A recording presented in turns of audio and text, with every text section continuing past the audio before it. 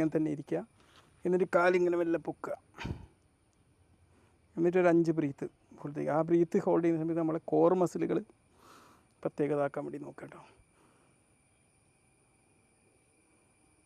അങ്ങനെ ഒരു 5 ബ്രീത്ത് ചെയ്തതിന് ശേഷം അടുത്ത കാല് ചെയ്യാം. അടുത്തതായിട്ട് നമുക്ക് ചെയ്യാൻ പറ്റുന്ന ഒരു വ്യായാമം എന്താ പറയുക, നമ്മളിങ്ങനെ ബ്രീത്ത് ചെയ്തതിന് ശേഷം കാലിങ്ങനെ നന്നായിട്ട് സ്ട്രെച്ച് ചെയ്തിട്ട് നോക്കുക. അങ്ങനെ ഉണ്ടോ. എന്നിട്ട് നമ്മൾ എന്ത് ചെയ്യുക, അതും മറുവശത്തും അതുപോലെ തന്നെ ചെയ്യുക.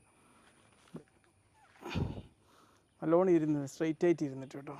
അതായിട്ട് നമ്മളിങ്ങനെ ഇരുന്നിട്ട് നമ്മൾ അങ്ങനെ ഇങ്ങോട്ട് കൊണ്ടുവരേണ്ട കാലം. അടുത്തൊരു വ്യായാമം തന്നതാണ്. അങ്ങനെ കാലിൽ അങ്ങനെ മുന്നോട്ട് കൊണ്ടുപോയിട്ട്